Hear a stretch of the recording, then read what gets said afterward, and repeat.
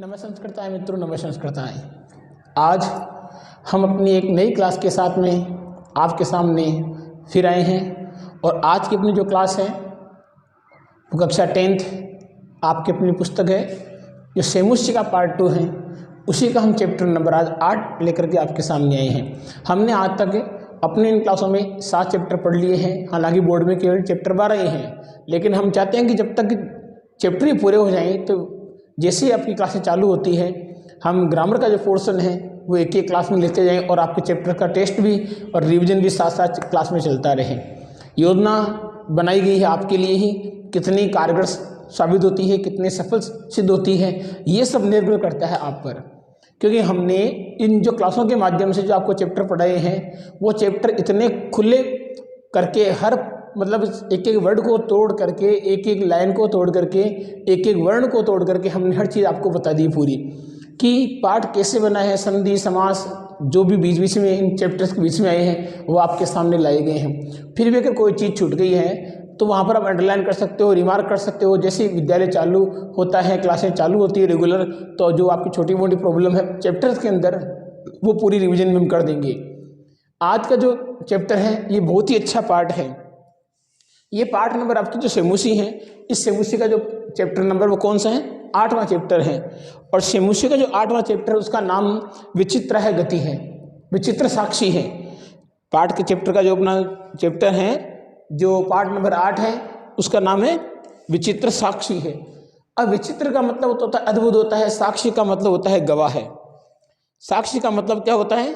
साक्षी का मतलब होता है गवाह है, गवाह का मतलब होता है सबूत। एक विचित्र सबूत इस पाठ के अंदर न्यायाधीश के द्वारा जो लिया गया है उसी की थोड़ा सा इसका वर्णन इस पाठ के अंदर बताया गया है। अब विचित्र साक्षी इस पाठ का क्यों नाम रखा गया है तो पाठ पढ़ने के बाद मालूम पड़ेगा, लेकिन फिर भी इस पाठ में जो थोड़ी चीज बताई गई है, रचनाकार का परिचय दिया गया वो आपके सामने थोड़ा मैं बता देता हूँ।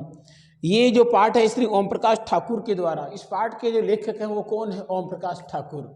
ओम प्रकाश ठाकुर जाने माने संस्कृत के साहित्यकार हैं जिन्होंने इस पाठ की रचना की है।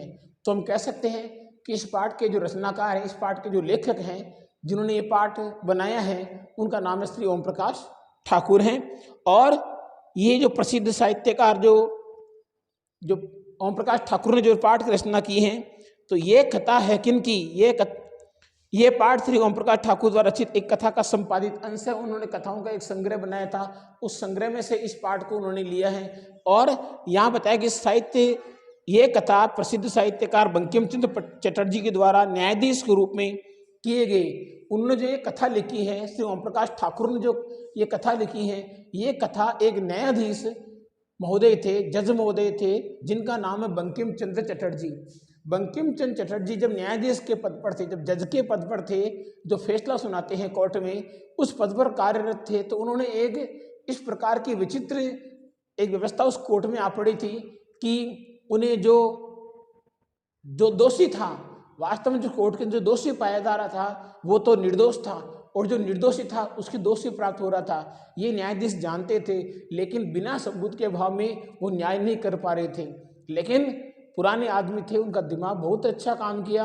उन्होंने क्या एक विचित्र योजना सोची जिसके द्वारा उन्होंने जो दोषी था उसको दोषी पाया गया और जो निर्दोष युक्त था, जो बिल्कुल दोष नहीं किया था, उसको अपने साक्ष्यों के द्वारा निर्दोष बताया गया। ये पाठ बहुत ही अच्छा पाठ है, लेकिन इस पाठ को शुरू करने के पहले हम आपके सामने इस पाठ के शब्दार्थ पहले लेके आते हैं। शब्दार्थ के बाद में फिर अनुवाद लेके आएंगे ध्यान से, जैसा कि बताया गया है। पहले इस पाठ के आपको शब्दार्थ है वो एक एक शब्दार्थ ध्यान से देखना है। शब्दार्थों का संधि है, शब्दार्थों में उपसर्ग आ रहा है, शब्दार्थों में प्रत्यय आ रहा है, शब्दार्थों में समास आ रहा है, विभक्ति प्रयोग आ रहा है, वो सब आपके सामने खुले विचारों से रखे जाएंगे। प्रत्येक पाठ की लाइन हम पढ़ेंगे, लाइन के अंदर प्रत्येक वर्ड को हम तोड़ सकते हैं। प्रत्येक वर्ड को तोड़ करके प्रत्येक इस चैप्टर का जो है ऑपरेशन एक प्रकार से आपके सामने खोल के कर दिया जाएगा। समझना आपकी जिम्मेदारी है, समझाना हमारी। हम प्रयास करते हैं कि ये पाठ है, ये लेसन है, ये आपके अच्छा समझ में आए। अब रही बात है समझ में कितना आता है, कि आज तक तो इतने कमेंट्स आए नहीं कि पाठ समझ में आ रहा नहीं आ रहा है, या तो शायद देख ही नहीं पा रहे हैं। और वही चीज़ जो मैं पहले आज तक कहता आया हूँ कि PDF फाइल लेकर के एक दूसरे से होमवर्क करना, इतनी जिम्मेदारी आप लोगों ने बढ़ा रखी है। ठीक है, जैसा आपके उचित लगे वो आप काम करते रहिए, और जब क्लास स्टार्ट होती है तो हमें जो उचित लगता है उस प्रकार हम भी काम करेंगे। क्योंकि आप जितने लापरवाही कर रहे हैं, आप जितने दोषी अब इस काम के अंदर पाए जा रहे हैं, निश्चित होता है ये कि जो दो आप दोष कर रहे हैं, जो लापरवाही कर रहे हैं, इसकी जो निश्चित जो सजा है वो दोषियों को मिलनी ही चाहिए। ये पाठ भी इसी प्रकार बताया गया कि कितने दोषी हैं, किस प्रकार से सजा मिला है, किस प्रकार से सबूत पाया गया इस कोर्ट के अंदर। तो हम चलते हैं आज के पाठ नंबर 8, और पाठ का जो नाम है वो है विचित्र है साक्षी है, विचित्र सबूत, विचित्र गवाह है। पहले इसके शब्दार्थ देखते हैं। Paragraph number first, paragraph number पहला है, और पैराग्राफ नंबर पहले के अंदर सबसे पहले जो आया हुआ था क्वेश्चन, क्या लिखा हुआ है? क्वेश्चन। और क्वेश्चन का मतलब होता है कोई। ध्यान रखना, शब्दार्थ समझने के बाद आपको लाइन टू लाइन पूरा हिंदी अनुवाद आराम से समझ में आएगा। और इस बार फिर नई व्यवस्था चालू हुई है एनसीईआरटी के अनुसार, आपके गद्यांश पेपर में लिखा हुआ आएगा, और गद्यांश के नीचे कुछ प्रश्न लिखे आएंगे जिनके आंसर आपको सही विभक्ति के अंदर बना करके आंसर के रूप में नीचे कॉफी में लिखना है। ये नहीं है कि जो क्वेश्चन की लाइन है और आपने गद्यांश में पैराग्राफ में कोई लाइन टू लाइन मिल गई उसको आपने नीचे लिख दिया, कभी नहीं होगा।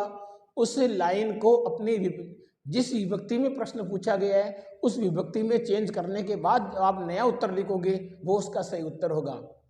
क्योंकि इतना सरल अगर दिया है तो जरूर जो प्रश्न पूछेगा उसके अंदर विभक्ति थोड़ी चेंज करेगा, और पैराग्राफ के अंदर जो उत्तर लिखा है उसके अंदर विभक्ति थोड़ी चेंज है। और जब उत्तर लिखोगे तो दोनों विभक्तियां सेम मिलनी चाहिए, या बना करके आप लिखोगे उत्तर ऐसा लिखा जाएगा। तो हम पहला शब्दार्थ कौन सा आ गया? क्वेश्चन। और क्वेश्चन का मतलब होता है कोई। भूरी, भूरी, भूरी का मतलब होता है अत्यधिक। भूरी में री छोटी लिखी हुई है, भू बड़ी लिखी हुई है, भूरी। और इस भूरी का मतलब होता है अत्यधिक या बहुत सी, अत्यधिक या बहुत सी, स्त्रीलिंग शब्द वैसे ही भूरी। भूरी का मतलब होता है अत्यधिक। परिश्रम में, और परिश्रम में का मतलब होता है परिश्रम करके, परिश्रम करके। परिश्रम में कौन सा प्रत्यय है? प्रश्न आ सकता है कि परिश्रम में इति पदे प्रत्यय पदम किम। तो यहाँ पर जो प्रत्यय पदे लिया गया है वो लिया गया है लेप प्रत्यय। और ये शर्त लेप प्रत्यय की विशेषता होती है, लेप प्रत्यय की शर्त होती है कि लेप प्रत्यय वही लगता है जहाँ पर धातु के आगे उपसर्ग लगा होगा। यदि धातु के आगे उपसर्ग नहीं है तो लेप प्रत्यय कभी कभी कभी और कभी नहीं लग सकता। लेप प्रत्यय की शर्त होती है उपसर्ग आएगा तो लेप प्रत्यय आएगा, वरना अकेला नहीं आएगा वो। ठीक है, तो परिश्रम का मतलब होता है परिश्रम करके। किंचित, और किंचित का मतलब भी होता है कुछ। तो एक तो लिखा हुआ क्वेश्चन, क्वेश्चन का मतलब कोई होता है, और किंचित, किंचित का मतलब होता है कुछ। किंचित के बाद में अगला जो शब्द आता है वो होता है वित्तम उपार्जितवान। वित्तम उपार्जितवान, इसको तोड़ेंगे तो अनुस्वार संधि बनती है, अनुस्वार व्यंजन संधि। वित्तम में मैं कहलंत, आगे आगे उपार्जितवान। वित्तम उपार्जितवान का मतलब होता है, वित्तम का मतलब होता है सब जानते हैं, वित्तम का मतलब होता है धन, और उपार्जितवान का मतलब होता है उपार्जित किया या कमाया, धन कमाया। हिंदी में इसका अर्थ हम क्या बोल सकते हैं? वित्तम का मतलब धन होता है, और उपार्जितवान है, उपार्जितवान में कित्वतु प्रत्यय लगा है, और कित्वतु प्रत्यय आता है भूतकाल के वाक्यों के लिए, भूतकाल की क्रिया के लिए। तो यहाँ पर आगे उपार्जितवान का मतलब हो गया कमाया, उपार्जित किया, हो चुका ये काम, उपार्जित किया। फिर आता है आपके दाप युतुम। दाप युतुम में दा धातु से बना है, और दाप युतुम का मतलब होता है दिलाने के लिए। दाप युतुम का मतलब क्या होता है? दिलाने के लिए, दिलवाने के लिए, दिलाने के लिए या दिलवाने के लिए। दाप युतुम में तुमुन प्रत्यय का प्रयोग भी किया गया है। दाप युतुम में कौन सा प्रत्यय किया गया है? तुमुन प्रत्यय लास्ट में किया गया, तो मैं तुमुन प्रत्यय बोलना है केवल। आगे आ गया जाते हैं। जाते हैं शब्द बना है जन धातु कित प्रत्यय से, और जाते हैं का मतलब होता है हुआ। जाते शब्द किससे बना है? जाते शब्द जन धातु, जन धातु के बाद में प्रत्यय कौन सा लगा है? इसमें कित प्रत्यय लगा है, इससे मिलकर के जो शब्द बना है वो वह जाते हैं। जाते के बाद में अगला जो शब्दार्थ आता है वो होता है तत्तनय है। तत्तनय, तत् का मतलब होता है उसका, और तनय का मतलब होता है पुत्र, उसका पुत्र, उसका पुत्र। अब किसका पुत्र, ये तो पाठ जब पढ़ेंगे तो मालूम पड़ेगा हमें। तत्रेव, तत्रेव लगभग सभी पाठों में आ रहा है। तत्रेव में जो संधि है वो वृद्धि स्वर संधि होती है, और इसके संधि विच्छेद करें तो तत्र धन एव होती है। वृद्धि रचि से संधि कौन सी हो रही है ये?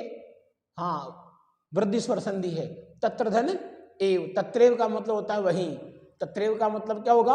वही होगा। तत्रैव के बाद में अगला जो शब्द आता है वो होता है निवसन। निवसन लिखा हुआ है, निवसन में उपसर्ग कौन सा है? नि उपसर्ग है, वस धातु है, लेप प्रत्यय है। निवसन में उपसर्ग कौन सा है? नी। धातु कौन सी है? वस। प्रत्यय कौन सा है? शत्रु प्रत्यय। निवसन का मतलब होता है रहते हुए। शत्रु प्रत्यय भी हर चैप्टर में आ रहा है और अपने कोर्स में भी शत्रु प्रत्यय है। निवसन का मतलब होता है रहते हुए, और ये पुल्लिंग शब्द के लिए आया है निवसन। ठीक है। निवसन के बाद में आगे आपके समभूत। निवसन के बाद में क्या है? समभूत। और समभूत का मतलब होता है हो गया। समभूत का मतलब हो गया। समभूत के बाद में अगला आता है रुग्णताम। रुग्णताम का जैसे इसमें अर्थ प्रकट हो रहा है कि रुग्ण का मतलब होता है बीमारी, और रुग्णताम, रुग्णताम का मतलब होता है बीमारी के। रुग्णताम का मतलब बीमारी के। आक्रण्य, आक्रण्य का मतलब होता है सुनकर। आक्रण्य का मतलब सुनकर। श्रुत्वा का पर्यायवाची भी हो सकता है, निसम्य का पर्यायवाची भी हो सकता है। निसम्य का मतलब भी सुनकर होता है, श्रुत्वा का मतलब भी सुनकर होता है, आक्रण्य का मतलब भी सुनकर होता है। पर्यायवाची ये सब आपस में एक दूसरे में समानार्थी पद भी इसको बोल सकते हैं। दूसरी चीज और आक्रण्य की क्या विशेषता है? इसमें उपसर्ग तो उपसर्ग हो गया और लेप प्रत्यय हो गया। आक्रण्य इति पदे उपसर्ग पदम किम आ होता है, और प्रत्यय कौन सा है इसमें? लेप प्रत्यय। आक्रण्य का मतलब होता है सुनकर। आक्रण्य के बाद में अगला पद आता है द्रष्टुम। द्रष्टुम में मूल धातु क्या है? दृष्ट धातु है, और प्रत्यय कौन सा है इसमें? तुमुन प्रत्यय। द्रष्टुम इस शब्द में धातु कौन सी है? दृष्ट धातु है, और प्रत्यय पद कौन सा लेंगे इसमें? तुमुन प्रत्यय। और द्रष्टुम का मतलब होता है देखने के लिए। द्रष्टुम का मतलब क्या होगा? देखने के लिए। द्रष्टुम के बाद में अगला आता प्रस्थित है। प्रस्थित है पद में उपसर्ग तो हो गया प्र। धातु कौन सी है? स्था धातु, और प्रत्यय कौन सा है? कित प्रत्यय। प्रस्थित का मतलब हो गया प्रस्थान कर गया, और कित प्रत्यय का प्रयोग वही होता है जहां हमें भूतकाल का वाक्य बनाना है, भूतकाल की क्रिया वहां पर संतुष्ट में करनी है, इसलिए यहां पर आ गया प्रस्थित है। और प्रस्थित का मतलब ये हो गया प्रस्थान कर गया या चला गया। प्रस्थित का पर्यायवाची अगच्छत भी हो सकता है, ध्यान रखना। अब प्रस्थित के बाद में आ गया फिर आपके परम अर्थ काश्चर्येन। परम अर्थ काश्चर्येन, परम लेकिन अर्थ धन की, काश्चर्येन कमी से। तो बताइए इस लाइन का अर्थ क्या हो गया? लेकिन धन की कमी से। परम अर्थ काश्चर्येन, परम अर्थ काश्चर्येन का मतलब होता है धन की कमी से। परम अर्थ काश्चर्येन का मतलब क्या होगा? धन की कमी से। परम का मतलब लेकिन, तो लेकिन धन की कमी से। परम का मतलब लेकिन होता है, और परम शब्द अव्यय शब्द है। परम अर्थ काश्चर्येन का मतलब हो गया लेकिन धन की कमी से। बस यानम, और बस यानम का मतलब होता है बस गाड़ी को। बस गाड़ी को, यान का मतलब गाड़ी होता है, बस का मतलब बस है, बस गाड़ी को। विहाय, विहाय पद में वापस वही चीज आ गई। वि उपसर्ग है, धातु हा धातु है, लेप प्रत्यय है, और विहाय का मतलब होता है छोड़कर। विहाय का मतलब क्या होगा? छोड़कर। विहाय इस पद में लेप प्रत्यय का प्रयोग किया गया है, और विहाय का मतलब होता है छोड़कर होता है। पदाति रेव, पदाति रेव का अगर हम संधि विच्छेद करेंगे, पदाति रेव में, तो संधि विच्छेद क्या होता है इसका? पदाति है धन एव, पदाति है धन एव। संधि यहां पर कौन सी कर सकते हैं हम? हाँ, रुत्व विसर्ग संधि। कौन सी होगी? रुत्व विसर्ग संधि होती है। पदाति है, पदाति है के अंदर विसर्ग लग जाएगा, आगे हो जाएगा एव, और संधि कौन सी होगी? रुत्व विसर्ग संधि। अब पदाति रेव का मतलब क्या होता है? पदाति का मतलब होता है पैदल, पदाति का मतलब पैदल, और एव का मतलब होता ही, तो इसका अर्थ हो गया पैदल ही। इसका अर्थ क्या हो गया? पैदल ही। पदाति रेव। फिर आ गया प्रचलन, प्रचलन, और प्राचलत, प्राचलत के अंदर प्रधन अचलत, दीर्घ संधि है, प्रउसर्ग है, और प्राचलत का मतलब ये होता है चल पड़ा। प्राचलत का मतलब भी क्या होगा? चल पड़ा, क्योंकि लंग लकार आ गया इसमें, तो वैसे ही भूतकाल का वाक्य बन गया प्रधन अचलत, और अचलत का मतलब हो गया चला गया, और प्राचलत का मतलब हो गया प्रस्थान कर गया। संचलन, संचलन में सम उपसर्ग है, चल धातु है, क्षत्रिय प्रत्यय है। ये आवश्यकता नहीं कि जहां जहां पर भी उपसर्ग लगेगा वहां वहां लेप प्रत्यय ही होगा। प्रत्यय तो और भी हो सकता है, ये शर्त है कि लेप प्रत्यय वहां आएगा जहां उपसर्ग होगा, लेकिन ये नहीं है जरूरी कि जहां जहां उपसर्ग होगा वहां पर केवल लेप प्रत्यय आना चाहिए, ये जरूरी नहीं है। यहाँ लिखा हुआ है संचलन, और संचलन में उपसर्ग कौन सा है? सम उपसर्ग है। धातु कौन सी है? चल धातु। और प्रत्यय कौन सा है? लेप प्रत्यय। संचलन का मतलब होता है चलते हुए। संचलन का मतलब क्या होगा? चलते हुए, क्योंकि ये पुल्लिंग शब्द है और जब जब सत्र प्रत्यय आता है वो क्रिया चलती रहती, गतिशील रहती है। जैसे पठन की क्रिया में बोलूं तो पठन का मतलब होता है पढ़ते हुए, न तो वो पढ़ चुका न वो अब पढ़ेगा, बल्कि पढ़ते हुए। धावन, धावन का मतलब न तो वो दौड़ चुका न वो दौड़ेगा, बल्कि दौड़ता हुआ। खादन, खादन का मतलब होता है खाता हुआ। तो संचलन का मतलब क्या हो गया? चलता हुआ। क्या हो गया? चलता हुआ। संचलन के बाद में अगला जो शब्दार्थ होता है वो आ रहा आपके समये अपि असो। समये अपि असो, इसमें दो संधियां बन रही हैं। पहली संधि मानते हम समये धन अपि धन असौ। समये धन अपि धन असौ, पहली संधि कौन सी हो रही है यहाँ पर? पूर्व रूप स्वर संधि। और दूसरी यहाँ पर संधि हो रही है यण स्वर संधि। पहली संधि कौन सी हो रही है? पूर्व रूप स्वर संधि। और दूसरी कौन सी हो रही है? यण स्वर संधि। और इस पूरे अर्थ का, इस पूरे वाक्य का मतलब होता है समये अपि असो का मतलब होता है समय हो जाने पर भी। समय हो जाने पर भी, किसका मतलब? समये अपि असो का मतलब है। फिर आपके आ गया गंतव्याद, और गंतव्याद का मतलब होता है गंतव्य स्थान से। पंचमी विभक्ति इसमें। गंतव्याद का मतलब हो गया गंतव्य स्थान से, और गंतव्य स्थान का मतलब होता है जिस स्थान पर हमें जाना है उससे। जैसे हमें मान लीजिए यहाँ से जयपुर जाना है, यहाँ से जोधपुर जाना है, तो हमारा गंतव्य स्थान कौन सा हुआ? जयपुर या जोधपुर। तो गंतव्य स्थान से, इसका मतलब हो जाता है गंतव्य स्थान से। और गंतव्य स्थान का मतलब होता है जहां पर हमें जाना है उससे। गंतव्य स्थान से के बाद में आगे निशा अंधकारे। निशा अंधकारे का संधि विच्छेद अगर हम करेंगे तो निशा धन अंधकारे, और निशा का मतलब होता है रात में और अंधकारे का मतलब होता है अंधेरे में।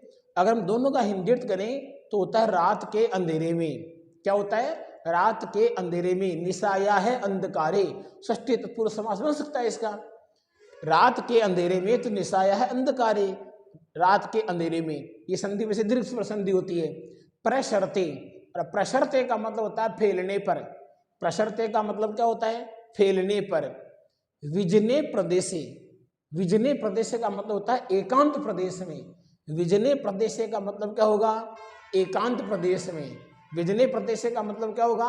एकांत प्रदेश में। फिर आगे आपके पद यात्रा। क्या आ गया? पद यात्रा। तो पद यात्रा के लिए हम अगले पैराग्राफ में चलते हैं, जो सेकंड पैराग्राफ आ गया अपना शब्दार्थ वाला पैराग्राफ। सेकंड यहाँ चेंज होता है अभी। सेकंड पैराग्राफ किसके लिए? पद यात्रा के लिए।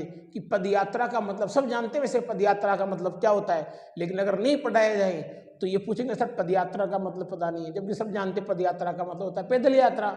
लेकिन फिर भी हम आपको बताएंगे सेकंड पैराग्राफ में अभी।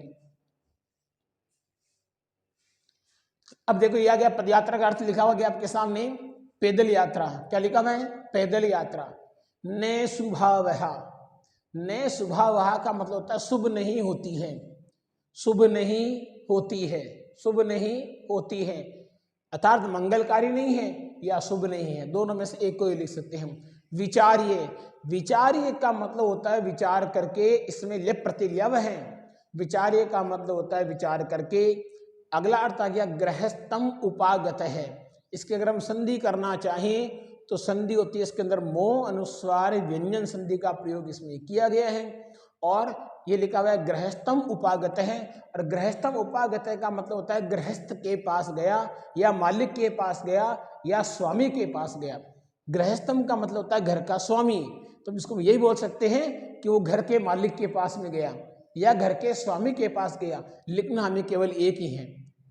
अगला आ गया इसके अंदर ग्रही, और ग्रही का मतलब होता है गृहस्थी। क्या होता है? गृहस्थी ने या घर के मालिक ने। ग्रही, ग्रही का मतलब होता है घर के मालिक ने या घर के स्वामी ने। प्रायच्छते, प्रायच्छत में आ गई प्रधन अयच्छत।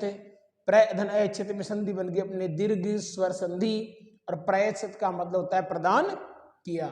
प्रायच्छत का मतलब क्या होगा? प्रदान किया। फिर आता देव गति है। दैव गति है का मतलब होता है भाग्य की गति। दैव गति का मतलब क्या होगा? भाग्य की गति। हाँ, भाग्य की गति। आगे चलते हैं, ग्रहाभ्यंतरम। क्या लिखा है? ग्रहाभ्यंतरम। ग्रहाभ्यंतरम का मतलब होता है घर के अंदर, घर के अंदर। ग्रहाभ्यंतरम का मतलब हो जाएगा घर के अंदर होता। फिर अगर प्रविष्ट है, और प्रविष्ट में प्र उपसर्ग विष धातु कित प्रत्यय, और प्रविष्ट का प्रयोग जब कित प्रत्यय आ गया तो वाक्य बनेगा भूतकाल का। और भूतकाल का जब वाक्य बन रहा है तो प्रविष्ट का मतलब हो गया प्रवेश कर गया, प्रवेश कर गया या प्रवेश कर लिया, प्रविष्ट है। निहिताम, निहिताम का मतलब होता है रखी हुई। निहिताम का मतलब क्या है? रखी हुई। आदाय, आदाय में आ उपसर्ग है, दा धातु है, लेप प्रत्यय है। आदाय में उपसर्ग कौन सा है? आ उपसर्ग है। धातु कौन सी है? दा धातु है। प्रत्यय कौन सा बताएंगे? लेप प्रत्यय बताएंगे। आदाय का मतलब होता है लेकर। आदाय का मतलब क्या होगा? लेकर होगा। आदाय के बाद में लिखा हुआ है पलायित है, और पलायित है का मतलब होता है चला गया या भाग गया। पलायित है का मतलब पाद ध्वनि ना, और पाद ध्वनि का मतलब होता है पैरों की आवाज से या पदचाप से। पैरों की आवाज से या पदचाप से लगाना है।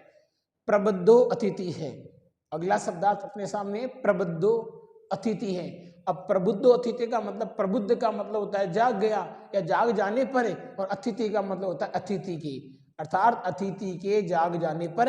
अगर हम इसकी संधि विच्छेद करना चाहें तो संधि यहाँ पर होता है प्रबुद्ध धन अतिथि है। और यहाँ पर संधि दो प्रकार की संधि हम कर सकते हैं। पहले अगर हम संधि करें, मान लीजिए प्रबुद्ध धन अतिथि है, तो वो तो संधि होती है, उत्तर विसर्ग संधि होती है। अगर हम दूसरी संधि करना चाहें, प्रबुद्धो, प्रबुद्धो धन अतिथि है, यहाँ पर जो संधि होती है वो पूर्व रूप स्वर संधि है। जो हम संधि करना चाहे करें, लेकिन नाम हमें फिर उसके अनुसार लिखना पड़ेगा। जगा हुआ, प्रबुद्ध का मतलब जगा हुआ, अतिथि का मतलब अतिथि, जगा हुआ अतिथि। तम अनु अधावत, यहाँ पर एक तो संधि होगी अब अनुस्वार, और दूसरी संधि होगी यण। तम अनु अधावत का मतलब होता है उसके पीछे दौड़ा। अनुधावत, अनुधावत का मतलब होता है पीछे दौड़ा, किसके? तम, उसके। तम अनु अधावत, उसके पीछे दौड़ा। अग्रहणात चे, अग्रहणात चे, अग्रहणात चे में देखो जो चे आधा लिखा हुआ है, उस आधे चे का बढ़ जाएगा ते, और यहाँ पर संधि होती है चुत्व व्यंजन संधि, इस चुत्व व्यंजन संधि होती है। अग्रहणात चे का मतलब था और पकड़ लिया गया, और पकड़ लिया गया। फिर आगे आपके क्रोशितुम आरब्ध, क्रोशितुम आरब्ध का मतलब होता है चिल्लाना, आरंभ कर दिया। क्रोशितुम का मतलब होता है चिल्लाना, आरब्ध का मतलब होता है आरंभ कर दिया, और इस पूरे का अर्थ होता है चिल्लाना, आरंभ कर दिया, चिल्लाना, आरंभ कर दिया। चोरो अयम, चोरो अयम में दो प्रकार की संधि बन सकती है। पहली संधि है चोरो धन अयम, यहाँ विसर्ग नहीं है, यहाँ संधि बन सकती है पूर्व रूप स्वर संधि। और अगर हम माने चोर है धन अयम, यहाँ संधि बन रही है उत्व विसर्ग संधि। 9th क्लास के अंदर सब पढ़ाई हुई है। 10th वाले जो नए बच्चे हैं आपके क्लास वाले, लगभग इस संधि को आराम से जान सकते हैं कि उत्व विसर्ग संधि क्या चीज है। आगे चलते हैं हम इसके बारे में। अब तार स्वरेण, तार स्वरेण का मतलब होता है ऊंची आवाज से, ऊंची आवाज से या ऊंचे स्वर से। तार स्वरेण का मतलब होता है उच्च स्वर से या ऊंचे स्वर से। निष्क्रम्य, और निष्क्रम्य का मतलब होता है निकल कर। निष्क्रम्य का मतलब क्या होगा? निकल कर। इसमें निस उपसर्ग है, क्रम धातु है, लेप प्रत्यय है। उपसर्ग कौन सा? निस। धातु कौन सी? क्रम धातु। प्रत्यय कौन सा है? लेप प्रत्यय। और निष्क्रम्य का मतलब क्या हो गया? निकल कर। मतलब क्या होगा इसका? निकल कर। निष्क्रम्य के बाद में फिर अगला आ गया तत्रागच्छन।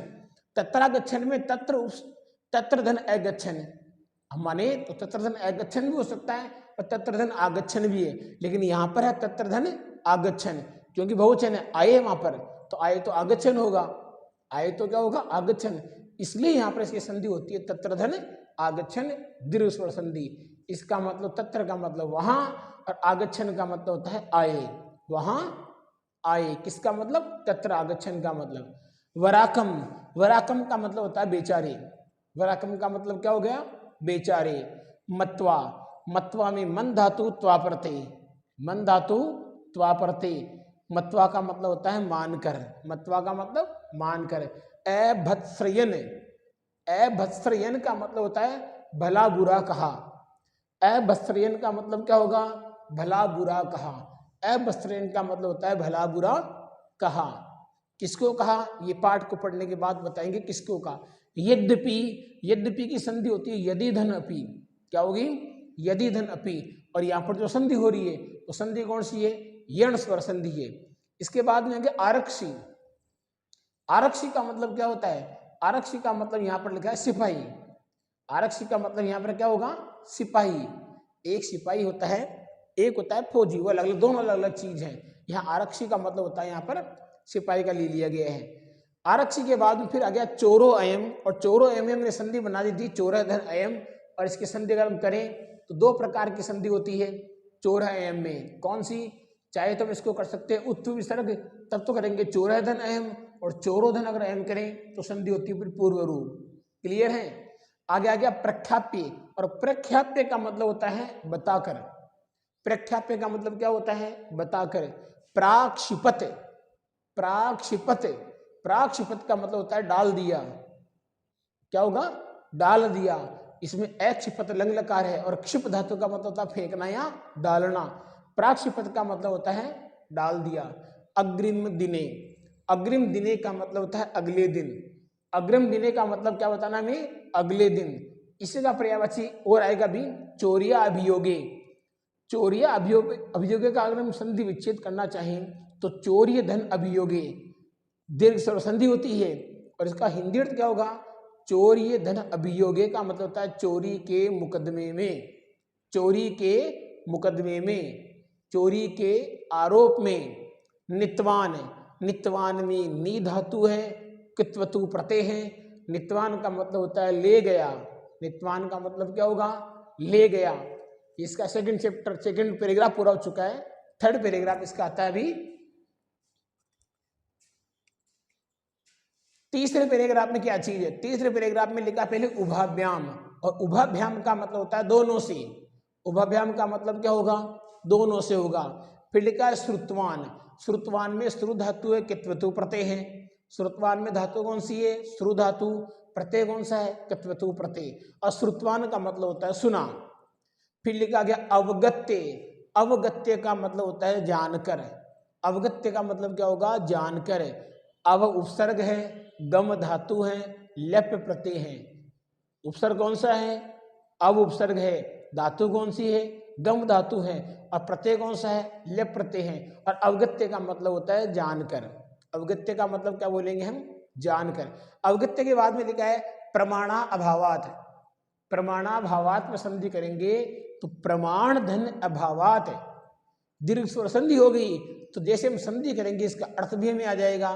प्रमाण का मतलब होता है गवाह है, अभावात का मतलब अभाव से, गवाह के अभाव से या प्रमाण के अभाव से, सबूत के अभाव से बोल सकते हैं, साक्षी के अभाव से बोल सकते हैं, गवाह के अभाव से बोल सकते हैं। ठीक है। प्रमाणाभावात दीर्घ स्वर संधि। ना सकनोत, ना सकनोत में संधि होगी न धन असकनोत, न धन असकनोत। असकनोत में लंग लकार आ गया, सक धातु, सक का मतलब होता है सकना, आगे लग गया न असकनोत का मतलब होता है नहीं सका या नहीं ले सका, नहीं ले सका। ततो असो, ततो असो में संधि अगर हम करना चाहें, ततः धन असो तो उत्तर विसर्ग संधि होती है। हिंदी अर्थ में हो जाए तो ये, तो ये दोनों अलग अलग चीजें ये।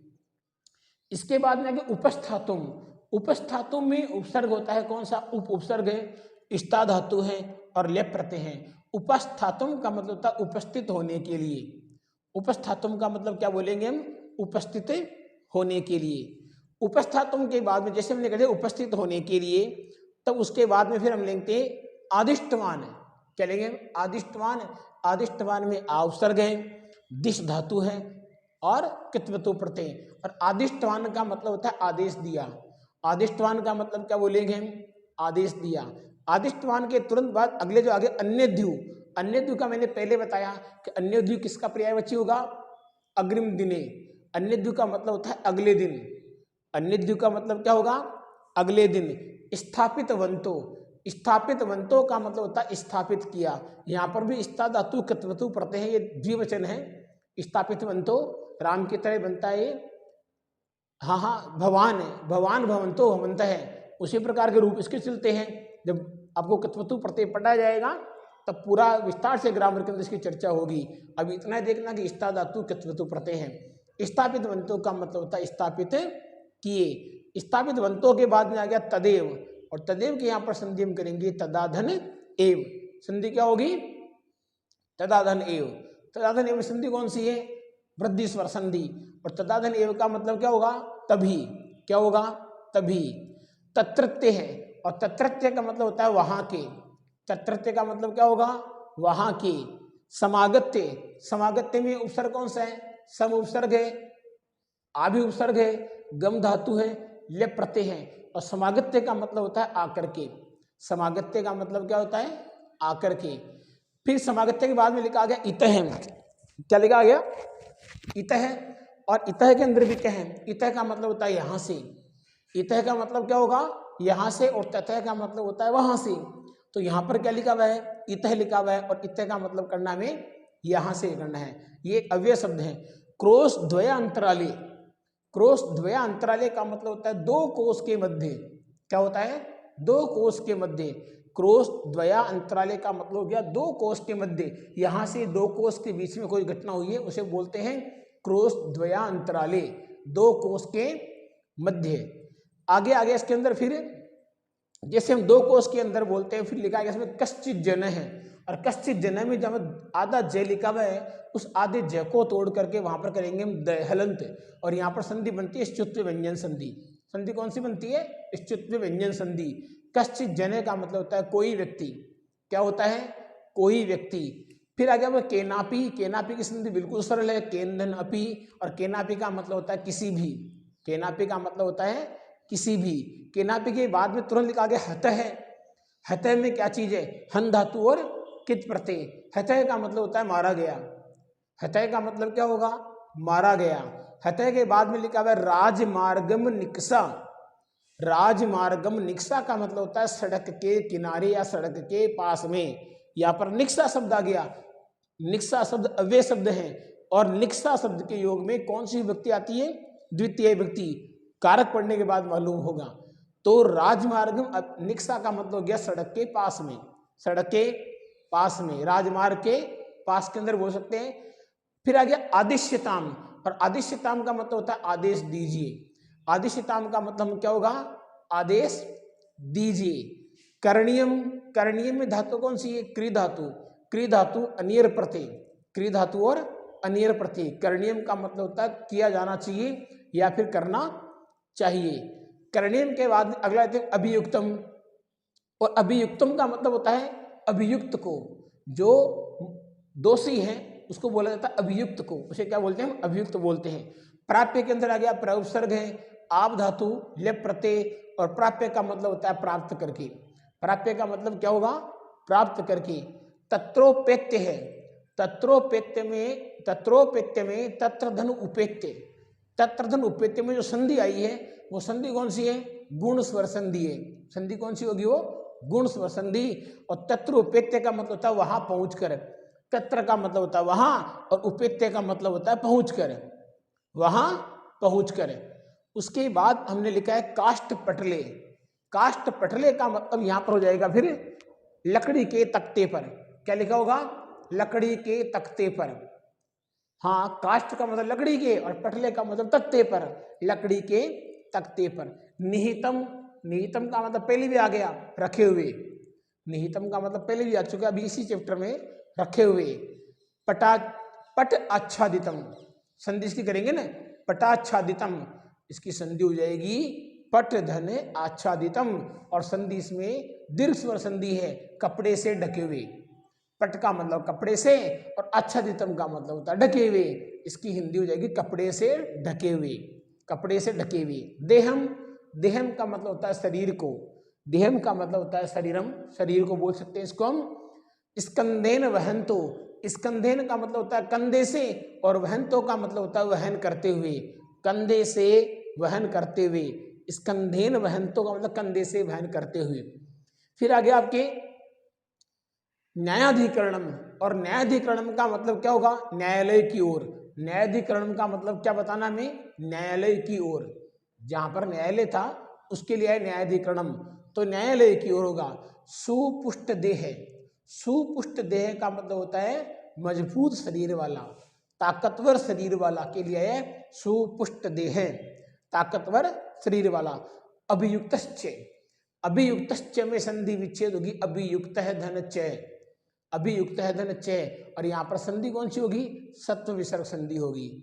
फिर आ गया अतीव कृशकाय है, अतीव कृशकाय का मतलब हो गया बहुत ही कमजोर शरीर वाला, बहुत ही कमजोर शरीर वाला। तत्कृते, और तत्कृते का मतलब होता है उसके लिए, तत्कृते का मतलब क्या होता है, उसके लिए। पैराग्राफ लास्ट बच गया शब्दार्थ के लिए, अंतिम पैराग्राफ शब्दार्थ का। इसमें देखिए आप क्रंदति इसमें, क्रंदति इसमें का मतलब होता है रो रहा था, क्रंदति इसमें का मतलब क्या होगा, रो रहा था। फिर आ गया निसम्य, अब निसम्य का पहले आ गया, मैंने बताया था आपको श्रुत्वा, निसम्य का मतलब भी क्या हो गया, सुनकर। मुदित, और मुदित का मतलब होता है प्रसन्न, मुदित का मतलब क्या होगा, प्रसन्न। उवाच, उवाच का मतलब होता है बोला, उवाच का मतलब हिंदी में क्या लिखेंगे हम, उवाच का मतलब लिखेंगे बोला।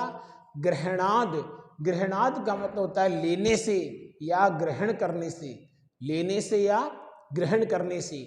वारित है, वारित है का मतलब होता है रोका गया, वारित है का मतलब क्या होगा, रोका गया। फिर आ गया ईदानिम, ईदानिम अव्यय शब्द है, और ईदानिम का मतलब होता है इस समय, ईदानिम का मतलब क्या होगा, इस समय। ईदानिम के बाद आ गया निज कृतस्य, निज कृतस्य का मतलब गया अपनी करनी का, निज कृतस्य का मतलब क्या होगा, अपनी करनी का, जो उसके द्वारा कार्य किया गया था अच्छा या बुरा, उसके लिए कहा गया कि अपनी करनी का, अपनी करनी का। भगंछ्व, और भुगंछ्व का मतलब होता है भोगो, क्या है, भोगो। वर्ष त्रयस्य, वर्ष त्रयस्य का मतलब होता है 3 वर्ष की, वर्ष त्रयस्य का मतलब 3 वर्ष की, 3 वर्ष की। कारादंडम, जेल की सजा, कारादंडम का मतलब क्या होगा, जेल की सजा। लपस्यसे, लपस्यसे का मतलब होगा प्राप्त करोगे, लपस्यसे का मतलब क्या होगा, प्राप्त करोगे। प्रोच्य, प्रोच्य अगर हम संधि बनाए तो प्र तो उपसर्ग हो गया और वच धातु लेप प्रत्यय हो गया, और प्रोच्य का मतलब होता है कहकर, प्रोच्य का मतलब क्या होगा, कहकर होगा। प्रोच्य के बाद में फिर आ गया चत्वरे, चत्वरे का मतलब होता है चौराहे पर, चत्वरे का मतलब चौराहे पर होगा। चत्वरे के बाद में आ गया पुनस्तो, और पुनस्तो के अगर हम संधि विच्छेद करना चाहें तो पुनः धन तो, और पुनः धन तो में सगाइफ हो गया, संधि होगी सत्व विसर्ग संधि होगी। पुनः धन तो में संधि कौन सी होगी, सत्व विसर्ग संधि का यहाँ पर प्रयोग किया गया है। फिर आगे आपके वक्तुम, वक्तुम के अंदर मूल धातु क्या है, वक्तुम की मूल धातु होगी वच, वच धन तुमुन, और वक्तुम का मतलब होता है कहने के लिए। प्रस्तुतवती, प्रस्तुतवती का मतलब प्रस्तुत किया। प्रवारकम अपसार्य, प्रवारकम अपसार्य का मतलब होता है कपड़े को अलग करके, कपड़े को अलग करके का मतलब हो गया प्रवारकम अपसार्य, कपड़े को हटा करके। अध्वनि, अध्वनि का मतलब होता है रास्ते में, मार्गे। अध्वनि का पर्यायवाची खंड मिलाना हो तो कहाँ से मिलेगा, मार्गे से, तो इसका मतलब हो गया रास्ते में।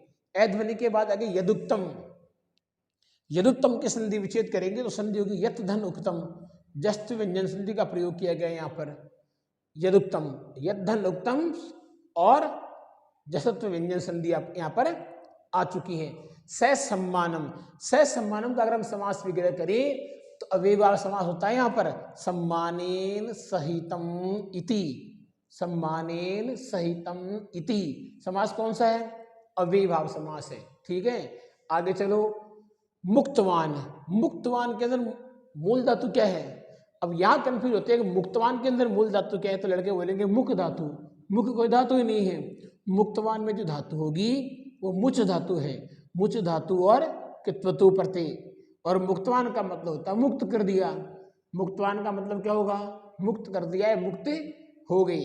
एवोच्यते, एवोच्यते में संधि होगी एव धन उच्यते, संधि कौन सी होगी, एव धन उच्यते, एव धन उच्यते संधि हो गई, और गुण स्वर संधि है वैसे ये, एव का मतलब होता है इस प्रकार, उच्यते का मतलब कहा गया।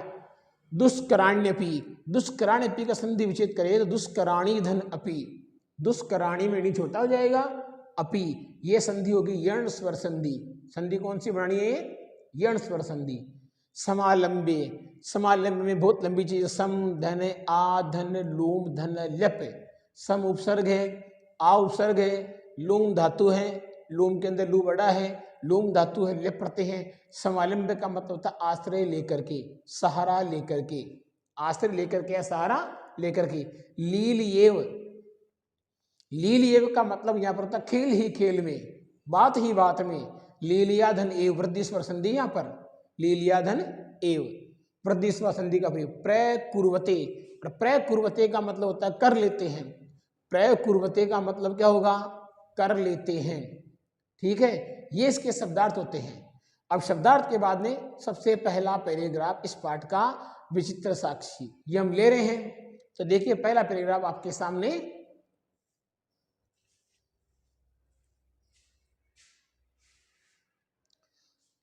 सबसे पहला पैराग्राफ इसके सामने लेते हैं, तो यही ले लेते हैं पहले आपके क्वेश्चन।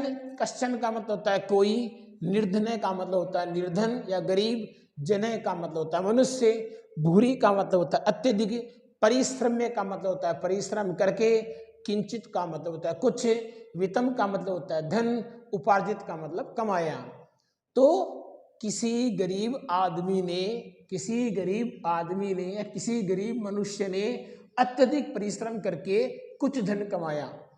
अत्यधिक, कश्चित का मतलब किसी, तो किसी गरीब मनुष्य ने, किसी गरीब मनुष्य ने अत्यधिक, परिश्रम का मतलब अत्यधिक, अत्यधिक परिश्रम का मतलब भूरी का मतलब अत्यधिक ले लिया हमने, परिश्रम का मतलब परिश्रम करके, परिश्रम करके, किंचित कुछ, धनम उपार्जितवान, वित्तम उपार्जितवान का मतलब होता है धन कमाया। तो लाइन की हिंदी क्या होगी? किसी गरीब मनुष्य ने अत्यधिक परिश्रम करके कुछ धन कमाया। तेन वित्तेन, उस धन से, तेन वित्तेन उस धन से, स्वपुत्रम अपने पुत्र को, एकस्मिन महाविद्यालय एक महाविद्यालय में, प्रवेशम दापितुम प्रवेश दिलवाने में, सफल है जाता है सफल हो गया। क्या समस्या आ रही है? इतना सरल बिल्कुल सही तरीके से बता दिया, एक एक शब्द पहले शब्दार्थ में दे दिए, फिर और आगे डबल बार हो चुके। ध्यान से देखे तो एक बार में पाठ याद होता है। तो तेन वित्तेन, उस धन से अपने पुत्र को एक बड़े विद्यालय में प्रवेश दिलवाने में सफल हो गया। तत् तनय है, उसका पुत्र, तत्रे वहीं, छात्रावासे छात्रावास में, निवसन रहता हुआ, अध्ययने अध्ययन में, संलग्न संभूत संलग्न हो गया। उसका पुत्र वहीं छात्रावास में रहते हुए अध्ययन में संलग्न हो गया। एकदा, एक बार, स पिता वह पिता, एक बार वह पिता, स पिता, यहाँ पर लोभ संधि हो रही है। एक बार वह पिता, तनुजस्य रुग्णताम, पुत्र की बीमारी के बारे में, आकर्ण्य सुनकर, एकदा का मतलब एक बार, स पिता का मतलब वह पिता, तनुजस्य का मतलब पुत्र की, रुग्णताम बीमारी के बारे में, आकर्ण्य सुनकर, व्याकुल जाता है बेचैन हो गया, बेचैन हो गया। पुत्रम द्रष्टुम च, और पुत्र को देखने के लिए, प्रस्थित है प्रस्थान कर गया, प्रस्थान कर गया। परम लेकिन, अर्थ काश्चर्येन धन की कमी से, अर्थ काश्चर्येन धन की कमी से, परम का मतलब लेकिन, लेकिन धन की कमी से, पीड़ित से वह पीड़ित, लेकिन धन की कमी से वह पीड़ित, बस यानम विहाय, बस यान को छोड़कर, बस गाड़ी को छोड़कर, पदाती है एव पैदल ही, प्राचलत चल पड़ा। लेकिन धन की कमी से वह पीड़ित बस गाड़ी को छोड़कर पैदल ही चल पड़ा, बस गाड़ी को छोड़कर पैदल ही चल पड़ा। ये पहला पैराग्राफ। और सेकंड चैप्टर क्या बोल रहा है, सेकंड पैराग्राफ क्या बोल रहे हैं? पदाति क्रमेण, पदाति क्रमेण का मतलब होता है लगातार पैदल चलने से, लगातार पैदल चलने से। संचलन चलता हुआ, तो लगातार पैदल चलता हुआ, लगातार पैदल चलता हुआ। सायं समये अपि असो, शाम का समय हो जाने पर भी, सायं का मतलब शाम का, समये अपि समय असो का समय अपि असो का मतलब होता है समय हो जाने पर। तो सायं समये अपि असो, शाम का समय हो जाने पर भी ये गंतव्यात गंतव्य से दूरे आसीत दूर था। शाम का समय हो जाने पर भी यह गंतव्य स्थान से दूर था। ठीक है। निशा अंधकारे, रात के अंधेरे में, निशा अंधकारे क्योंकि पैदल चल रहा था तो अंधेरा तो होना ही था, और उसका जो बेटे का विद्यालय था बहुत दूर था। तो निशा अंधकारे, रात के अंधेरे में, प्रसरते का मतलब फैलने पर, तो रात का अंधेरा फैलने पर, यही बोल सकते हैं हम कि रात में अंधेरा फैलने पर। निशा अंधकारे का मतलब हो गया रात के अंधेरे में, और प्रसरते का मतलब फैलने पर। दोनों का मिलाकर बोल सकते हैं हम कि रात का अंधेरा फैलने पर। विजने प्रदेशे, विजने प्रदेशे का मतलब होता है एकांत प्रदेश में। विजने प्रदेशे का मतलब क्या होगा? एकांत प्रदेश में। पद यात्रा का मतलब होता है पैदल यात्रा, न स्वभावः मंगलकारी नहीं होती है। क्लियर है कि नहीं? तो रात का अंधेरा फैलने पर एकांत प्रदेश में पैदल यात्रा करना शुभ नहीं होती है, शुभ नहीं होती है। एवं विचार्य, इस प्रकार विचार करके, एवं विचार्य इस प्रकार विचार करके, इस प्रकार विचार करके स वह, यहाँ पर स कौन है? निर्धन मनुष्य। स क्योंकि ऐसा प्रश्न भी आता है कि अत्र स सर्वनाम शब्द कस्मे प्रयुक्तम, यहाँ पर स सर्वनाम शब्द किसके लिए प्रयोग किया गया है? तो यहाँ पर आदमी किसी का नाम तो आया नहीं अभी तक, पर इसका नाम मंगलचंद है, इसका नाम कोई लालचंद है, कोई नाम तो है ही नहीं। तो यहाँ पर स शब्द आया निर्धन मनुष्य के लिए आया है। तो एवं इस प्रकार विचार्य, विचार करके स वह पार्श्वे स्थिते ग्रामे, पास में स्थित गांव में, रात्रि निवासम कर्तुम, रात का निवास करने के लिए, रात्रि निवासम कर्तुम रात का निवास करने के लिए, कंचित गृहस्थम उपागत है, किसी घर के स्वामी के पास गया। कंचित किसी गृहस्थम घर के स्वामी के, उपागत का मतलब पास में गया। करुणापरो दयावान ग्रही स्वामी ने, दयावान स्वामी ने तस्में आश्रयम प्रयच्छत, उसे आश्रय प्रदान किया। जिस व्यक्ति को कोई चीज दी जाती है, दा धातु का योग वहां पर बनता है, और जहां पर दा धातु को योग बनता है देने के लिए किसी को, वहां पर चतुर्थी विभक्ति का प्रयोग किया जाता है, संप्रदान कारक आता है यहाँ पर। ठीक है। विचित्रा देवगति है, विचित्रा का मतलब विचित्र है, देवगति का मतलब भाग्य की गति, भाग्य की गति विचित्र होती है। इस लाइन का अर्थ क्या होगा? भाग्य की गति विचित्र होती है। तस्याम एव रात्रो, उसी रात में, तस्याम एव रात्रो उसी रात में, तस्मिन ग्रहे उस घर में, तस्मिन ग्रहे उस घर में, कश्चन चोर है कोई चोर, गृहाभ्य अंतरम घर के अंदर, प्रविष्ट है प्रवेश कर गया। जिस घर में वो अतिथि, वो निर्धन मनुष्य रहने गया था, उसी घर में रात को कौन आ गया? एक चोर भी आ चुका था। तो तस्याम एव रात्रो उसी रात में, तस्मिन ग्रहे उस घर में, कश्चन चोर है कोई चोर, गृहाभ्यंतरम घर के अंदर, प्रविष्ट है प्रवेश कर गया। तत्र वहां, निहिताम एकाम मंजूषाम आदाय, निहिताम का मतलब रखी हुई, मंजूषाम का मतलब संदूक को, आदाय का मतलब लेकर, पलायित का मतलब चला गया।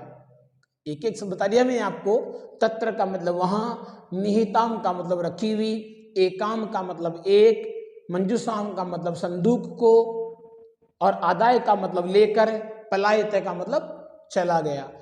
चोरस्य पाद ध्वनिना, चोर की पदचाप से, पदचाप का मतलब पैरों की आवाज, तो चोर की पदचाप से, प्रबुद्धो अतिथि, जगावा अतिथि, जगावा अतिथि या जगे हुए अतिथि ने, जगे हुए अतिथि ने, चोरम संकया, चोर संकया चोरी की शंका से, जगे हुए अतिथि ने चोरी की शंका से, तम अनु अधावत उसके पीछे दौड़ लगाई। तम अनु अधावत का मतलब उसके पीछे दौड़ लगाई, और अग्रहणात च और पकड़ लिया, अग्रहणात च और पकड़ लिया। यहाँ तक का मामला बिल्कुल सही है। अब मामला बिगड़ता है, यहाँ पर क्या मामला बिगड़ता है? परम विचित्रम अघटियत, लेकिन विचित्र घटना घटी। परम लेकिन विचित्रम अघटियत, विचित्र घटना घटी। चोर है एव, चोर ही उच्चैक्रोशितुम आरभत, जोर से चिल्लाना आरंभ कर दिया। चोर ने ही जोर से चिल्लाना आरंभ कर दिया। क्या चिल्लाना आरंभ कर दिया उसने? चोर है अयम, चोर है अयम, यह चोर है, यह चोर है। कौन चिल्ला रहा है? चोर चिल्ला रहा है, यह चोर है, यह चोर है। तस्य तार स्वरेण, उसके ऊंची आवाज से, प्रबुद्धा है ग्रामवासी ने, जगे हुए ग्रामवासी, स्वगृहात, अपने घर से, निष्क्रम्य निकलकर, तत्रागच्छन, वहां आ गए, वहां आ गए। तो तस्य तार स्वरेण, उसकी तेज आवाज से, प्रबुद्ध ग्रामवासी ने, जगे हुए ग्रामवासी, स्वगृहात निष्क्रम्य, अपने घर से निकलकर, तत्रागच्छन, वहां आ गए। वराकम, बेचारे, अतिथिम एव, अतिथि को ही, बेचारे अतिथि को ही, चोरम मतवा, चोर मानकर, अभस्रयन, भला बुरा कहने लगे। ये होती है चालाकी। चोर ने आवाज स्टार्ट कर दी, ये चोर है, ये चोर है। गांव वाले आए, अतिथि को पकड़ लिया और उसे बुरा बुरा कहने लगे। तो स्वगृहात निष्क्रम में, अपने घर से निकल के, तत्र आगच्छन, वहां आगे, वराकम अतिथि में, बेचारे अतिथि को ही, चोरम मतवा, चोर मानकर, अभस्रयन, भला बुरा कहने लगे। यद्यपि ग्रामस्य आरक्षी एव, यद्यपि गांव का सिपाही ही, यद्यपि ग्रामस्य आरक्षी एव, यद्यपि गांव का आरक्षी था, सिपाही ही, चोर है आशीत, चोर था। तत्क्ष, चौकीदार, जो गांव का आरक्षी मतलब चौकीदार पहरा देता था, वो सिपाही। तत्क्षणम एव, उसी पल, रक्षा पुरुषा है, रक्षा पुरुषा का मतलब होता है पुलिस वाले, तम अतिथिम, उस अतिथि को, चोर है अयम, यह चोर है, इति प्रख्याप्य, ऐसा बताकर, कारागृहे प्राक्षिपत, जेल में डाल दिया, कैद में डाल दिया। दोबारा देखो, तत्क्षणम एव, उसी पल, रक्षा पुरुष है, रक्षा पुरुष बोल सकते हो या पुलिस बोल सकते हो। तम, उस अतिथिम, अतिथि को, उस अतिथि को, चोर है अयम, उस अतिथि को, यह चोर है, ऐसा बताकर कैद में डाल दिया। तीसरा पैराग्राफ,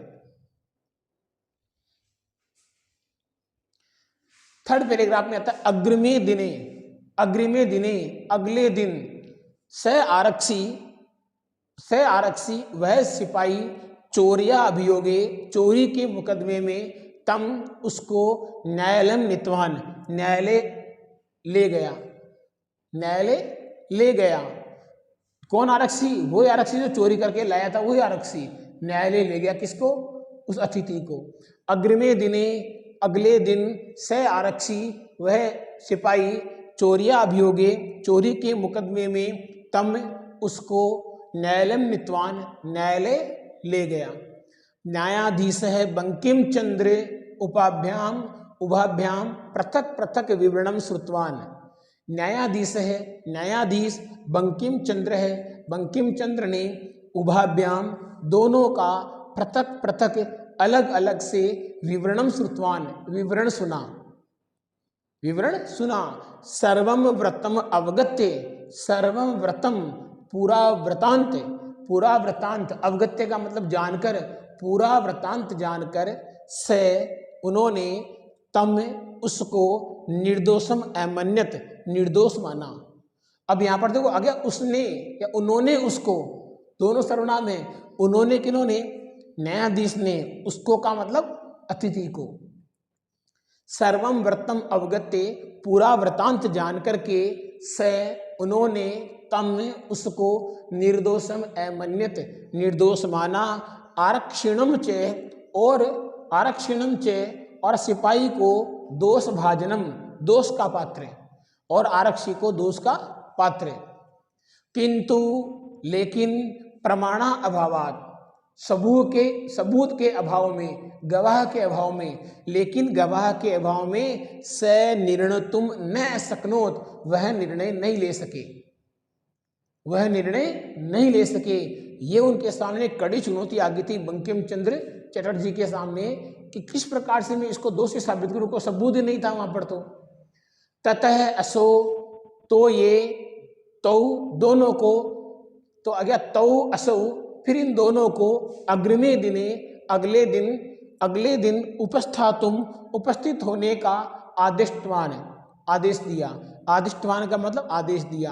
ततौ असौ, फिर इन दोनों को, ततौ असौ तौ, फिर इन दोनों को, ततौ का मतलब उसके बाद, असौ तौ का मतलब इन दोनों को, अग्रिमे दिने अगले दिन, उपस्थातुम उपस्थित होने के लिए, आदिष्टवान आदेश दिया।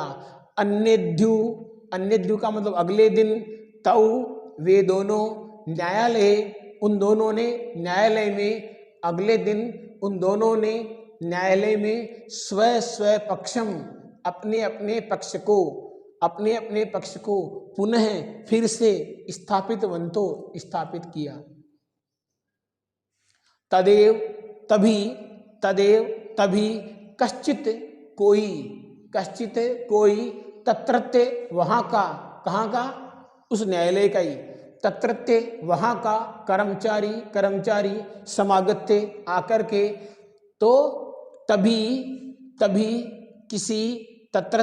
किसी वहाँ के कर्मचारी ने आकर नैवेद्यत निवेदन किया।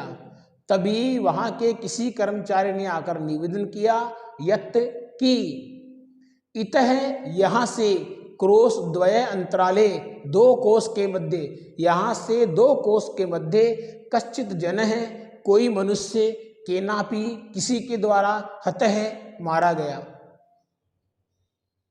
यहाँ से 2 कोस के मध्य कोई मनुष्य किसी के द्वारा मारा गया। तस्य मृत शरीरम, उसका मृत शरीर, राजमार्गम निकषा, सड़क के किनारे वर्तते हैं, उसका मृत शरीर सड़क के पास में है। आदेश्यताम, आदेश दीजिए, किम करणीयम, क्या करना चाहिए, आदेश दीजिए क्या करना चाहिए। न्यायाधीश है,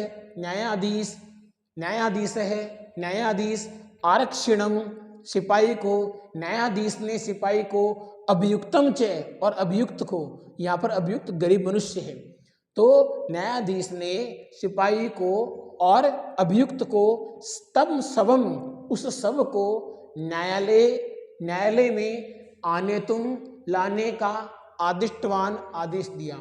मतलब बंकिम चंद्र जी ने कहा था कि तुम दोनों जाओ और उस सब को लेकर आओ। तुम दोनों कौन, सिपाही और अतिथि, ठीक है। दोबारा देखो लाइन, न्यायाधीश है, न्यायाधीश ने, आरक्षिणम, सिपाही को, अभियुक्तम च, और अभियुक्त को, तम सबम, उस सब को, न्यायालय में आने तुम, लाने के लिए, आदिष्टवान आदेश दिया। 4th पैराग्राफ, आदेशम प्राप्य, आदेश प्राप्त करके, उभो प्राचलत, दोनों चल पड़े, उभो प्राचलताम, दोनों चल पड़े, तत्र वहां, उपेत्य पहुंचकर, तत्रोपेत्य वहां पहुंचकर, काष्ठ पटले, लकड़ी के तख्ते पर, निहितम, रखे हुए, पटाच्छादितम, कपड़े से ढके हुए, देहम, शरीर को, स्कंधेन, कंधे से, वहन तो, कंधे से वहन करते हुए, न्यायाधिकरणम प्रति, न्यायालय की ओर, प्रस्थित हो, प्रस्थान कर गए। आदि तत्रोपेत्य वहां पहुंचकर, लकड़ी के तख्ते पर रखे हुए, कपड़े से ढके हुए, शरीर को कंधे से वहन करते हुए, न्यायालय की ओर चल पड़े। आरक्षी सुपुष्ट देह आसीत, सिपाही मजबूत शरीर वाला था। अभियुक्त है च अतीव कृशकाय है, और अभियुक्त दुबले पतले शरीर वाला था। भारवत है, भार के कारण, सबसे, सबके, स्कंदेन वहन तो, स्कंदेन वहनम, कंधे से वहन करना, तत्कृते, उसके लिए, दुष्कर्म आसीद, बहुत कठिन था। भार के कारण सबको कंधे से वहन करना उसके लिए बहुत कठिन था। स भार वेदनया क्रंदति, इसमें वह भार की वेदना से, वह भार की पीड़ा से करहा रहा था, वह भार की पीड़ा से करहा रहा था। तस्य क्रंदनम श्रुत्वा, तस्य क्रंदनम निसम्य, उसका क्रंदन सुनकर, उसका करहाना सुनकर मुदित आरक्षी, प्रसन्न सिपाही प्रसन्न था क्योंकि सिपाही का जो दोस्त था वो तो उस पर आ गया। तो मुदित आरक्षी प्रसन्न सिपाही तम उवाच, उसको बोला, क्या बोला? रे दुष्ट, अरे दुष्ट मनुष्य, तस्मिन दिने, उस दिन, त्वया, तुम्हारे द्वारा, अहम, मुझे, चोरीताया मंजूषाया ग्रहणात् वारित है, चोरीताया, चोरी का, मंजूषाया, मंजूष, ग्रहणात्, लेने से, वारित है, रोका गया था। उस दिन तुम्हारे द्वारा मुझे चोरी का मंजूष लेने से रोका गया था। इदानीम, इस समय, निज कृतस्य, अपनी करनी का, फलम भुगच्छ, फल भोगो, इस समय अपनी करनी का फल भोगो। अस्मिन चोरिया अभियोगे, इस चोरी के मुकदमे में, त्वम, तुम्हें, वर्ष त्रयस्य, तुम 3 वर्ष की, वर्ष त्रयस्य, तुम 3 वर्ष की, कारादंडम, जेल की सजा, लपस्यसे, प्राप्त करोगे। इति प्रोच्चे, ऐसा कहकर, उच्चै हसत, जोर से हंसा। कौन? सिपाही। जो दोषी था वो निर्दोष होकर के अपने आप हंस रहा है, उसको फंसा करके। यथा कथंचित, जैसे तैसे, यथा कथंचित, जैसे तैसे, उभो, दोनों, सबम आनीय, सबको लाकर, एकस्मिन चत्वरे, एक चौराहे पर, स्थापित वंतो, रख दिया। अंतिम पैराग्राफ। न्यायाधीश के द्वारा पुनः, फिर से, तौ, उन दोनों को, घटना के विषय में, वक्तुम आदिष्टो, बोलने के लिए आदेश दिया। न्यायाधीश ने फिर आदेश दिया कि दोबारा बताओ तुम्हारी क्या घटना है। आरक्षिणी, सिपाही ने, निज पक्षम प्रस्तुतवती, अपना पक्ष प्रस्तुत कर दिया। सिपाही ने अपना पक्ष प्रस्तुत कर दिया। आश्चर्यम अघटियत, आश्चर्यचकित घटना घटी। स सब है,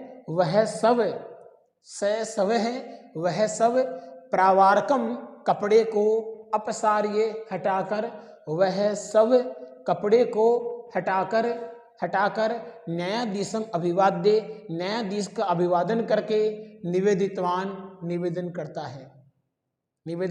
करता है। मान्यवर, हे महोदय जी, एतेन आरक्षिणा, इस सिपाही के द्वारा, अध्वनि, रास्ते में, इस सिपाही के द्वारा रास्ते में, यत उक्तम, जो कहा गया, तत्वर्णयामी, उसका वर्णन करता हूँ। कौन बोला है? वो सब था। उस सब ने अपना कपड़ा साइड में किया, कपड़े को हटाया और खड़ा हो गया। वो जिंदा आदमी था जो उस सिपाही की बातें सुन रहा था सोते सोते। कितनी शानदार चाल चली है। फिर क्या हुआ? फिर ये तो वर्णन करता हूँ। त्वया, तुम्हारे द्वारा, अहम, मुझे, चोरीताया है, चोरी का, मंजूषाया, ग्रहणात्, संदूक लेने से, वारित है, रोका गया। अतः, इसलिए, निज कृतस्य फलम भुभुक्ष्व, अपनी करने का फल भोगो। ऐसी बात कौन बोल रहा था? सिपाही वो। अस्मिन चोरिया अभियोगे, इस चोरी के मुकदमे में, तुम वर्ष त्रयस्य कारादंडम लपस्यसे, 3 वर्ष की जेल की सजा प्राप्त करोगे। इति, ऐसा। न्यायाधीश ने आरक्षिणे, सिपाही को, कारादंडम आदि से, जेल की सजा का आदेश देकर, तम जन्म, उस मनुष्य को, सम्मानम मुक्तवान, सम्मान के साथ मुक्त कर दिया। अतएव उच्यते, इसीलिए कहा गया है। अतएव उच्यते, इसीलिए कहा गया है। क्या कहा गया है? देखिए मैं इसका अन्वय सीधा अन्वय बोलता हूँ। मति, देखो श्लोक में, मति वैभवशालीन है। पति का मतलब बुद्धि और वैभवशाली मनुष्य। बुद्धिमान और वैभवशाली मनुष्य, बुद्धिमान और वैभवशाली मनुष्य दुष्कराणि कर्माणि, बुरे कार्यों को भी, दुष्कराणि कर्माणि का मतलब बुरे कार्यों को भी, नीति युक्तिम, अपनी नीति से, अपनी युक्ति से, अपनी नीति का और अपनी युक्ति का, समालंबे का मतलब सहारा लेकर, दोबारा बताऊंगे पूरी चीज में, अपनी नीति का और अपनी युक्ति का सहारा लेकर लीलिएव, खेल ही खेल में, प्रकुर्वते, संपूर्ण कर देते हैं।